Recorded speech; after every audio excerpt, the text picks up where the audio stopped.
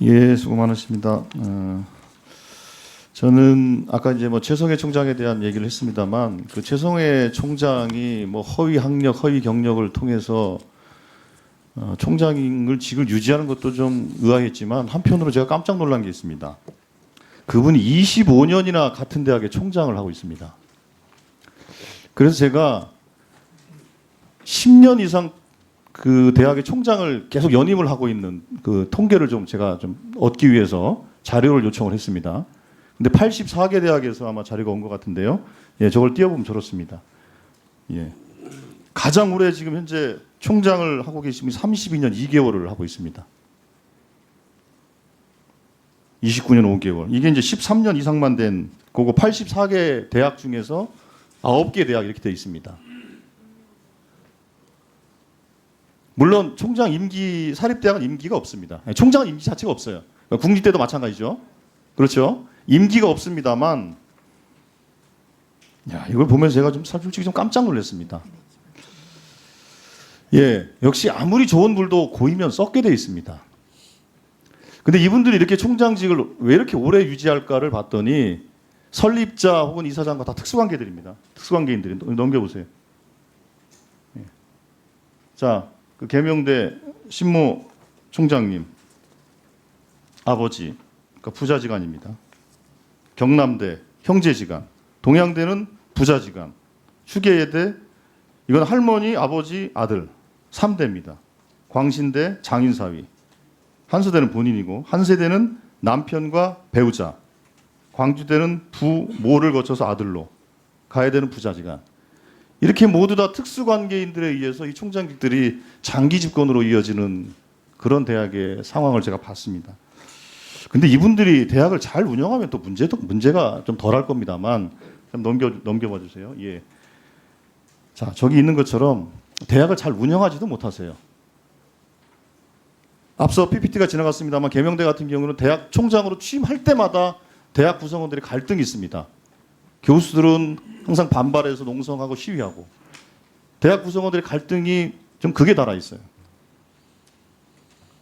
자, 경남대 2011년 정부 재정지원대학, 동양대 2018년 역량 강화대학으로 됐죠. 추계예대, 광신대, 한서대 마찬가지입니다. 제가 보면 이걸 좀 심각하게 느껴서 지금 이건 84개 대학을 분석한 건데 사립대학이 전문대까지 포함하면 한 뭐 300개는 약간 안 되고 280개 정도 되지 않겠습니까? 네. 그거를 저 부총리께서는 우리 그 종합감사 전까지 그 총장의 그 재임 그 연임 그 임기를 좀 전수조사를 하셔서 좀 보고를 좀 해주시기를 부탁을 드리겠습니다.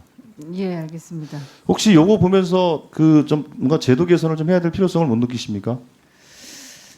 제도 개선할 필요성은 느낍니다만 사립대의 그 자율성이라는 측면에서 어느 범위까지 저희가 정책적으로 제도로 강제하고 또 그 권한을 행사할 수 있을지 이 부분은 좀 고민스러운 지점이 있습니다. 예, 그래서 그거를 뭐 임기를 제한하는 것은 쉽지 않을 겁니다. 지금 그 국립대 총장도 연임 제한이 있지는 않지 않습니까? 그렇죠? 예, 총장 자체는 연임 제한이 있지는 않습니다. 다만 예.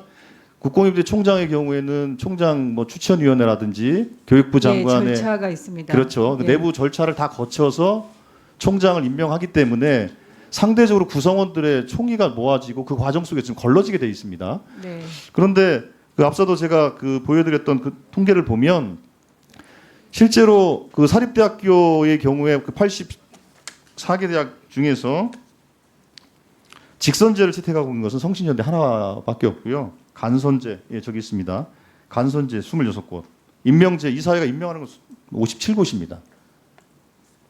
그러니까 이럴 경우에는 특수관계인 이사장이 사실상 총장을 임명하는 상황입니다. 그래서 연임 제한을 뭐 두거나 하는 정도는 어렵다 하더라도 총장을 추천하고 검증하고 하는 그 좀 과정 정도는 더 해야 되지 않는가. 네. 그런 생각을 좀 갖고 있습니다. 네. 그래서 그 관련해서 한번 그 제도 개선 안에 대해서 좀 고민하셔서 종감 때 좀 의견을 좀 제시해 주시길 부탁을 드리겠습니다. 예. 예, 다음 이제 시간 강사 문제를 좀 말씀을 드리겠습니다.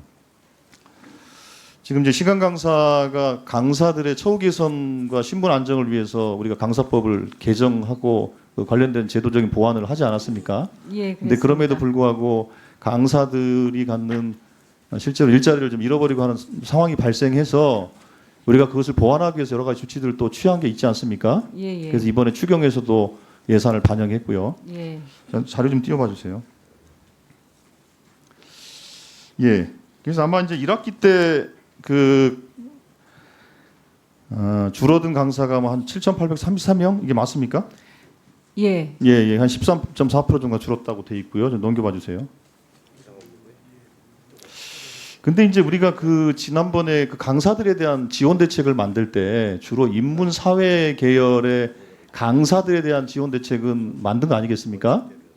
예, 우선 인문사회 분야를 우선적으로 그렇죠. 예, 했습니다. 그런데 이제 저는 그 예체능 계열의 그 강사들에 대한 말씀을 좀 드리고 싶습니다. 저기 보시는 것처럼 강사의 한 4분의 1 정도가 예체능 강사로 구성이 돼 있, 구성 비로는 그렇습니다. 네. 예. 그 제가 그 이 전체적인 예체능의 그 강사들이 얼마나 감소했는지는 통계는 사실 좀 구하기가 좀 어려워서 한 특정 대학의 한번 사례를 한번 찾아봤습니다. 예, 연세대학입니다. 연세대 음대 같은 경우에는 저기 보시는 것처럼 2018년과 2019년을 비교해 보면 시간 강사 거의 반토막 났습니다.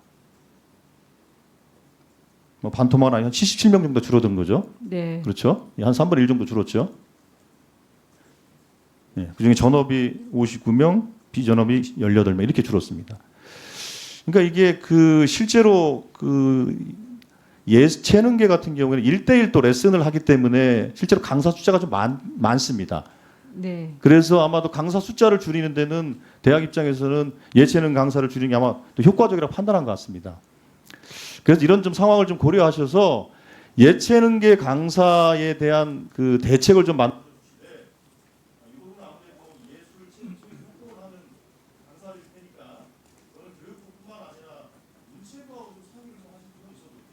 예.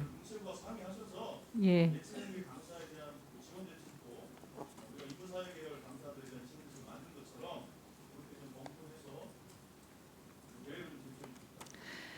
예, 지금도 시간 강사 연구 지원 사업에 예체능 계열 강사가 포함되어 있기는 합니다. 그런데 이제 그 정책적 그 실효성을 높이기 위해서 의원님 말씀하신 것처럼 문체부와 어떤 그 협력이 가능한지를 논의를 해서 지원 방안을 검토하고 보고 드리도록 하겠습니다.